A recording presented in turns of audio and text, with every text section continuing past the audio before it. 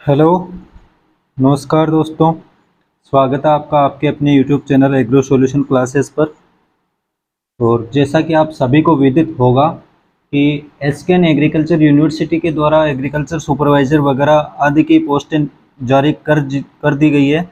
और इसी के साथ साथ जो आरएमएसएस बोर्ड द्वारा अपने एग्रीकल्चर सुपरवाइज़र की वैकेंसी है उसके एग्ज़ाम डेट 21 अक्टूबर दिया जा चुका है।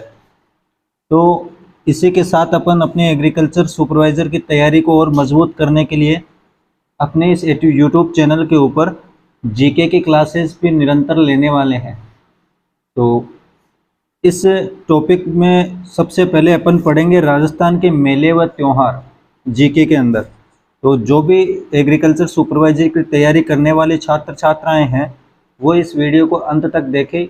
ये बहुत अच्छा आपके लिए वीडियो होने वाला है और अधिक से अधिक लोगों को इसको शेयर करें जो कि एग्रीकल्चर सुपरवाइजर की तैयारी कर रहे हैं। तो चलिए स्टार्ट करते हैं आज के इस टॉपिक को। देखिए, अपन स्टार्ट करेंगे सबसे पहले आर्ट एंड कल्चर से राजस्थान जीके में, जिसमें पहला टॉपिक है राजस्थान के मेले व त्यौहार। ऐसा क्यों करेंगे? क्योंकि आर्ट एंड कल्चर के अंदर मेले और त्यौहार का टॉपिक जो है वो अपना कवर रहेगा, ये अपना क्लियर रहेगा, तब जाके आगे के जो भी टॉपिक है वो अपन आसानी से क्लियर कर सकते हैं। क्योंकि बहुत सारे ऐसे टॉपिक आएंगे उनके अंदर हिंदी महीनों के नाम आएंगे, हिंदी महीनों की तारीख वगैरह आएगी, तो ये चीज़ अपने क्लियर होगी तो अपनी ऑटोमेटिक वो चीज़ें क्लियर हो जाएगी। चलिए स्टार्ट करते हैं। सबसे पहले अपन देखेंगे जो अपना हिंदी मंथ होता है, हिंदी माह, उसके अंदर सबसे पहले अपन देखेंगे कि इसके अंदर कितने दिन होते हैं। तो 354 दिन होते हैं टोटल। वहीं अपने अंग्रेजी महीने के अंदर कितने दिन होते हैं तो आप सभी को पता होगा 365 दिन होते हैं। तो इसमें अपने होते हैं हिंदी महीने में 354 दिन। यही कारण है कि कभी अब कभार आपने सुना होगा घर पे कि जो 12 वगैरह है, 11 वगैरह है, ये मतलब राजस्थान लैंग्वेज में अपने बोलते हैं कि बेड़ा है, मतलब साथ में आ जाती है कभी कभार, या कभी कभार कोई दिन बढ़ जाता है, जैसे अमावस्या 2 आ जाती है, तो यही कारण होता है। फिर देखिए इसके अंदर हिंदी माह है, सॉरी हिंदी ईयर या हिंदी वर्ष होता है, उसमें 354 दिन होते हैं और हिंदी माह के अंदर 29.5 दिन होते हैं, टोटल 29.5 दिन। चलिए इसके आगे अपन देखते हैं कि जो हिंदी ये राजस्थान के मेले और त्यौहार है, इसको कवर करने से पहले अपने जो महीने हैं हिंदी महीने, उनके नाम अपने को याद होने चाहिए। अगर वो नाम अपने को सीक्वेंस से याद नहीं होंगे तो फिर ये टॉपिक अपना क्लियर नहीं होगा। तो आप सभी को पता होगा, पढ़ा होगा आपने कि सबसे पहले महीना का नाम आता है चैत्र, फिर महीने का नाम आता है वैशाख, फिर आता है आपका ज्येष्ठ, फिर आषाढ़, फिर 5वां महीना आता है श्रावण, भाद्रपद, और भाद्रपद को अपन भादवा भी बोलते हैं, भादवा, भाद्रपद। इसके बाद में आता है आपका आश्विन, फिर आता है आपका कार्तिक, मार्गशीर्ष, फिर इसके बाद आ जाता है पौष, फिर माह, और लास्ट का, या माघ बोलते हैं इसको, लास्ट का आ जाता है आपका फाल्गुन। अब इसको ऐसे याद करने के बजाय जो अपने घर पे अपन यूज करते हैं देसी लैंग्वेज में, वैसे बोलेंगे, वैसे एक दो बार पढ़ेंगे तो ये जल्दी याद होगा अपने को। जैसे चैत वैशाख जेठ साढ़ सावन भादवा आसोज काती मुक्सर पो माह फागण। चैत वैशाख जेठ आषाढ़ सावन भादवा आसोज काती मुक्सर पो माह फागण। तो ये पहला महीना हो गया, ये लास्ट का महीना हो गया। तो ये सीक्वेंस से अपने को याद रहने चाहिए। अब देखिए जो महीना है वो कौन सी तारीख से स्टार्ट होता है, महीने के अंदर कौन कौन से पक्ष होते हैं, ये चीज़ अपन समझेंगे। तो जैसे अपन एग्जाम्पल लेते हैं, या पहले ये देखो कि जो माह है हिंदी महीना, उसके अंदर 2 पक्ष होते हैं। एक होता है कृष्ण पक्ष, एक होता है आपका शुक्ल पक्ष। और कृष्ण पक्ष जो है उसी को अपन बोल सकते हैं बदी, और शुक्ल पक्ष है उसको बोलते हैं सुदी। तो कृष्ण पक्ष या बदी और शुक्ल पक्ष या सुदी। अब देखिए इसके आगे अपन देखते हैं कि जो माह है उसका स्टार्टिंग कहाँ से होता है। तो उसका स्टार्टिंग होता है कृष्ण पक्ष से। अब जैसे अपन एग्जांपल लेते हैं कि कृष्ण पक्ष की 1 से 14 तारीख, फिर इसके बाद में आ जाएगा आपका अमावस्या। अमावस्या, फिर अमावस्याओं के बाद में शुक्ल पक्ष आ जाएगा और शुक्ल पक्ष की 1 से 14 तारीख, और शुक्ल पक्ष के बाद में 14 दिन पूर्ण होने के बाद में जो 15वां दिन होगा वो आएगा आपका पूर्णिमा। यहां से समझिए, जैसे अपन एग्जाम्पल लेते हैं, सबसे पहला महीना है अपना चैत्र। तो चैत्र का एग्जाम्पल लेंगे तो चैत्र महीना, इसकी 1 तारीख मतलब कृष्ण पक्ष की 1 तारीख से 14 तारीख, 15 तारीख जब होगी तो ये अमावस्या होगी। मतलब इस दिन क्या होगा, चांद जो है या अंधेरा है वो पूर्ण अंधेरा छा जाएगा। अमावस्या के जस्ट बाद वाला दिन होता है वो शुक्ल पक्ष की एकम कहलाता है। मतलब शुक्ल 1 से लेके और 14 तारीख, और 14 तारीख तक होगा। उसके बाद में जो 15वां दिन होगा उसको बोलते हैं अपन पूर्णिमा। तो जैसे चैत्र अमावस्या, चैत्र एकम, फिर 15वें दिन पे अमावस्या, फिर चैत्र की शुक्ल पक्ष चालू होगा तो शुक्ल एकम 14 और फिर 15वां दिन पूर्णिमा। तो ये चैत्र महीना जो है उसकी पूर्णिमा कहलाएगी और यही चैत्र महीने की अमावस्या कहलाएगी। अब इसके बाद में देखें तो वापस जो है कृष्ण पक्ष यहाँ से चालू हो जाएगा, कृष्ण पक्ष, और ये कृष्ण पक्ष की 1 से 14 तारीख, और ये कौन से महीने की आ जाएगी, तो ये आ जाएगी आपकी वैशाख महीना, जो दूसरा वाला महीना है वैशाख, इसकी आ जाएगी। तो ये निरंतर चलता रहता है। तो ये आपको मैं समझता हूँ कि समझ में आया होगा। अब इससे रिलेटेड 1-2 फैक्ट हैं वो अपन देख लेते हैं कि माह जो है, यह जो महीना है उसका प्रारंभ कहाँ से होता है। तो उसका प्रारंभ होता है कृष्ण पक्ष की एकम को। जैसे यहाँ अपन देख रहे थे स्टार्ट हो रहा था कृष्ण पक्ष की एकम। फिर इसके बाद में देखते हैं कृष्ण पक्ष की जो 15 तारीख है, कृष्ण पक्ष की 15 तारीख, उसको अपन बोलते हैं अमावस्या। कृष्ण पक्ष की अमावस्या। फिर देखो अमावस्या के बाद में क्या होगा, शुक्ल पक्ष चालू होगा, और शुक्ल पक्ष की जो 15 तारीख है, शुक्ल पक्ष की 15 तारीख, उसको अपन बोलते हैं पूर्णिमा। उसको बोलेंगे पूर्णिमा। और माह का जो अंत है, जैसे यहाँ माह का अंत हो रहा था, तो माह का अंत भी होता है पूर्णिमा के दिन। जो हिंदी माह है उसका अंत जो है वो होता है पूर्णिमा के दिन। अब चलिए देखते हैं आगे। ये पूरा सिस्टम अपने को यहाँ तक समझ में आ गया हो तो अपन इसके अंदर आगे देखेंगे कि जो त्योहार है वो अपने को कौन से मंथ से स्टार्ट करने चाहिए। वैसे तो त्योहार अपन चैत्र माह से भी स्टार्ट कर सकते हैं, लेकिन चैत्र माह से स्टार्ट नहीं करेंगे, क्योंकि एक आपने कहावत सुनी होगी राजस्थानी के अंदर कि तीज त्योहारा बावड़ी ले डूबी गणगौर। आप ये साथ साथ में नोट्स भी बनाते चल सकते हैं कि तीज त्योहारा बावड़ी ले डूबी गणगौर। तो तीज है वो त्योहार लेकर बावड़ती है, मतलब त्योहार तीज के साथ आते हैं और गणगौर के साथ नष्ट मतलब खत्म होते हैं उस ईयर के अंदर। तो देखो ये जो तीज है वो स्टार्ट होती है श्रावण माह के अंदर आती है, श्रावण माह के अंदर। तो अपन जो त्योहार हैं उनका स्टार्टिंग करेंगे श्रावण माह से, है ना। तो सबसे पहला अपन मंथ ले लेते हैं श्रावण। माह है, और इस श्रावण माह में जो भी त्योहार आते हैं उसको अपन समझेंगे। तो इसमें पहला ही है तीज त्योहार बावड़ी लेडूबी गणगौर, तो तीज का त्योहार आएगा मेनली श्रावण के अंदर। अब ये लेडूबी गणगौर, तो गणगौर कब आती है? तो गणगौर आती है चैत्र में, या आगे अपन चैत्र के महीने में जब डिटेल से पढ़ेंगे तब वहां भी समझ में आ जाएगा, लेकिन एक बार मैं बता देता हूँ कि चैत्र की शुक्ल तृतीया के दिन ये होती है, चैत्र शुक्ल तृतीया। लेकिन अपन यहाँ देखते हैं श्रावण माह है, श्रावण माह के अंदर कौन कौन से त्योहार आते हैं। तो सबसे पहला इसके अंदर त्योहार जो है वो आता है तीज का त्योहार।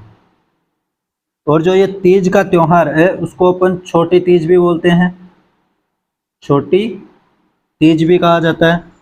अब ये होगा कब? तो श्रावण माह है, अब त्योहार है तो ऐसा नहीं है कि कृष्ण पक्ष से स्टार्ट होगा इसमें, तो ये स्टार्ट होता है शुक्ल पक्ष से। जो श्रावण माह है उसकी शुक्ल पक्ष की तृतीया, तो श्रावण के शुक्ल पक्ष की तृतीया को तीज मनाई जाती है। अब इससे रिलेटेड एक क्वेश्चन आता है कि तीज की जो प्रसिद्ध सवारी है, तीज की प्रसिद्ध सवारी वो कहाँ की प्रसिद्ध है? तो वो है जयपुर की प्रसिद्ध। याद रखिए, तीज को छोटी तीज भी बोलते हैं, ये श्रावण मास में आती है, शुक्ल पक्ष की तृतीया को आती है, मतलब तीसरे दिन आती है। और ये इसके अंदर जो है जयपुर के अंदर इसके प्रसिद्ध सवारी निकाली जाती है। ठीक है, अब देखिए तीज का जो पहले दिन होगा, तीज के मतलब एक दिन पहले, तो एक दिन पहले कौन सा होगा? शुक्ल द्वितीया, श्रावण शुक्ल द्वितीया। तो ये सभी जानते होंगे, इस दिन को बोला जाता है सिंजारा, श्रावण शुक्ल द्वितीया इसको बोलते हैं सिंजारा। तो दो त्योहार हो गए। सिंजारा एक्चुअली पहले आता है, लेकिन इसको तीज को अपन पहले पढ़ेंगे। तीज, छोटी तीज, इसकी प्रसिद्ध सवारी होती है जयपुर की, और इसके एक दिन पहला जो त्योहार होता है वो होता है सिंजारा। अब देखिए दूसरा इसके अंदर बड़ा त्योहार आता है तीसरे नंबर पे, रक्षाबंधन। रक्षाबंधन, तो रक्षाबंधन है वो आता है श्रावण की पूर्णिमा को, श्रावण की पूर्णिमा को रक्षाबंधन आता है। अब देखिए इसी रक्षाबंधन या श्रावण की पूर्णिमा है, इस दिन को नारियल पूर्णिमा भी कहा जाता है, नारियल पूर्णिमा भी कहा जाता है। इसको आप ऐसे याद रख सकते हैं, जो भाई बहन का ये त्यौहार होता है, इस दिन जो बहन है राखी बांधती है और साथ में अपने भाई को नारियल भी देती है, तो इसको नारियल पूर्णिमा कहते हैं। फिर देखिए यह जो दिन है वो उपनयन जो संस्कार होता है, उपनयन संस्कार, उसके लिए बेस्ट है। अब ये उपनयन संस्कार क्या होता है? तो ये उपनयन संस्कार होता है जनेऊ धारण करना, जनेऊ धारण करना। जो हिंदू समाज है उसके अंदर जनेऊ धारण करने का एक अलग महत्व है, तो इस दिन को जनेऊ धारण करने का श्रेष्ठ दिन बताया गया है। कौन से को? रक्षाबंधन को। चलिए आगे देखते हैं। रक्षाबंधन के दिन ही जो अमरनाथ यात्रा है, अमरनाथ यात्रा, इसका समापन होता है, समापन। तो ये तो अपने को पता चला कि रक्षाबंधन है, उस दिन जो अमरनाथ यात्रा है उसका समापन होता है। लेकिन इसका प्रारंभन कहाँ होता है या कौन से माह में होता है इसका प्रारंभ? तो इसका प्रारंभ जस्ट पहले, थोड़ा सा मैं पीछे चलता हूँ कि श्रावण है, देखिए श्रावण माह है, तो श्रावण माह के पहले आता आषाढ़। तो आषाढ़ की पूर्णिमा जो होती है, आषाढ़ की पूर्णिमा, तो आषाढ़ की पूर्णिमा होती है, इसी दिन जो अमरनाथ यात्रा है उसका प्रारंभन होता है। और ये मात्र 1 महीने के लिए खुलता है। अमरनाथ यात्रा का जो गेट है या अमरनाथ यात्रा है वो 1 महीने होती है, आषाढ़ पूर्णिमा से लेके, और रक्षाबंधन वाली जो पूर्णिमा है या श्रावण पूर्णिमा है उसको समापन हो जाता है। चलिए 2 त्योहार इसके अंदर मेजर मेजर अपन ने देखे। अब देखिए इसके अंदर जो श्रावण पूर्णिमा है उसी को अपन बोल सकते हैं हरियाली पूर्णिमा। जो श्रावणी पूर्णिमा है उसी को हरियाली पूर्णिमा भी कहा जाता है। अब देखिए अपन बात करते हैं, ये शुक्ल पक्ष के त्यौहार हो गए श्रावण माह में, लेकिन एक या दो त्यौहार ऐसे हैं जो श्रावण माह के अंदर कृष्ण पक्ष के अंदर भी मनाए जाते हैं। तो इसको अपन यहाँ देखते हैं, जो श्रावण माह है उसका कृष्ण पंचमी, श्रावण कृष्ण पंचमी, इसको मनाया जाता है नाग पंचमी। नाग पंचमी मतलब जो सांप होते हैं, नाग होते हैं, इनके बिलों के पास अपन बचपन में दूध वगैरह रख के आया करते थे, ये सभी आपने देखा होगा। और नाग जो देवता हैं उसका पूजन किया जाता है इस दिन। तो श्रावण कृष्ण पंचमी, इसको कैसे याद रखोगे? नाग या सांप जो हैं वो भी काले होते हैं और कृष्ण भी मतलब काला पक्ष। तो ये श्रावण और जो वर्षा ऋतु होती है उस समय ज़्यादा निकलते हैं सांप वगैरह बाहर, तो इसके श्रावण माह के अंदर ही वर्षा ऋतु होती है। तो श्रावण कृष्ण पंचमी मतलब नाग पंचमी। अब इसके आगे आएगा श्रावण कृष्ण नवमी, मतलब 4 दिन बाद। तो श्रावण कृष्ण नवमी ये होते निडरी नवमी, निडरी नवमी। और इस निडरी नवमी को पूजा की जाती है नेवले की, नेवले की पूजा। तो आप इसको ऐसे याद रख सकते हैं कि जो नाग है मतलब सांप और नेवले की लड़ाई हमेशा चलती रहती है, तो उसी एक ही मंथ में इन दोनों का त्योहार आएगा। श्रावण कृष्ण पंचमी को नाग पंचमी, श्रावण कृष्ण नवमी को निडरी नवमी, मतलब नेवला डरता नहीं है किससे? सांप से। तो निडरी नवमी नेवले की पूजा ये की जाती है इसके अंदर। अब जो श्रावण की अमावस्या है, श्रावण अमावस्या, इससे रिलेटेड भी एक दो फैक्ट हैं। श्रावण अमावस्या है उसको अपन बोलते हैं हरियाली अमावस्या। श्रावण अमावस्या को हरियाली अमावस्या भी कहा जाता है और श्रावणी पूर्णिमा को हरियाली पूर्णिमा भी कहा जाता है। चलिए, श्रावण अमावस्या है, इस दिन क्या होता है? कल्प वृक्ष मेला, कल्प वृक्ष मेला। और ये जो कल्प वृक्ष मेला है ये लगता कहाँ है? मंगलियावास। और मंगलियावास पड़ता है अजमेर में, मंगलियावास अजमेर। अब एक बार दोबारा श्रावण मास के जो त्यौहार है उसको एक बार अपन देख लेते हैं। सबसे पहले श्रावण मास में अपन शुक्ल पक्ष के त्यौहार देखेंगे। शुक्ल पक्ष की जो तृतीया है तो उस दिन तीज या इसी को छोटी तीज बोलते हैं, इसकी प्रसिद्ध सवारी है वो जयपुर में निकाली जाती है। इसके एक दिन पहले मतलब श्रावण शुक्ल द्वितीया, इसको सिंजारा कहा जाता है या सिंजारा का त्यौहार होता है। फिर देखिए रक्षाबंधन का त्यौहार, तो श्रावण की जो पूर्णिमा होती है इसी को अपन हरियाली पूर्णिमा भी कहते हैं। और श्रावण की पूर्णिमा को नारियल पूर्णिमा कहते हैं। और इस दिन उपनयन संस्कार का सर्वोत्तम दिन होता है। उपनयन संस्कार मतलब जो जनेऊ धारण करते हैं, तो जनेऊ धारण करना का सबसे अच्छा मतलब इसको दिन माना जाता है। और इसी दिन अमरनाथ यात्रा जो है उसका समापन होता है। और अमरनाथ यात्रा का प्रारंभ कब होता है या प्रारंभ कब होती है? आषाढ़ी पूर्णिमा, और ये 1 महीने ही चलती है ना। इसके बाद में अपन देखेंगे जो श्रावण के अंदर कृष्ण पक्ष है, तो कृष्ण पक्ष में कौन कौन से त्यौहार है। तो श्रावण की कृष्ण पंचमी, इस दिन अपन पूछते हैं नाग को, तो इसका मतलब नाग पंचमी का त्यौहार इसके दिन होता है। फिर श्रावण कृष्ण नवमी, तो निडरी नवमी, दोनों की एक साथ है, दोनों में लड़ाई चलती रहती है, तो नेवले की पूजा निडरी नवमी के दिन।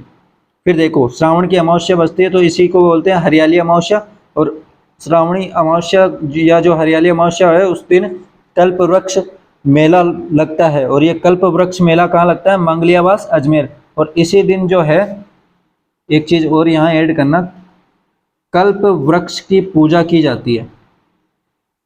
तो क्वेश्चन आपके आ जाए कि निम्नलिखित क्वेश्चनों में से मतलब ऑप्शनों में से कल्प वृक्ष की पूजा किस दिन की जाती है? तो ये की जाती है श्रावण की अमावस्या को। अब ये जो त्यौहार है वो पहले महीने के श्रावण माह के कंप्लीट हुए। आज के दिन अपन ने इसमें देखा जनरल इस वीडियो के अंदर। अब कल से अपन भाद्रपद के त्यौहार देखेंगे और साथ साथ में इसको 1-2 दिन के अंदर कवर करेंगे। तो अगर ये वीडियो आपको पसंद आया हो, इसमें कुछ आपको समझ में आया हो, तो अधिक से अधिक शेयर करिए और कमेंट करिए कि अपन इस एग्रीकल्चर सुपरवाइज़र की जो जीके की सीरीज है उसको कंटिन्यू रखते हैं या नहीं रखे। तो आपको अगर अधिक से अधिक आपको अगर समझ में आया हो तो इसको अधिक से अधिक शेयर करें। थैंक यू, धन्यवाद। चैनल पे नए हो तो सब्सक्राइब करना। Thank you.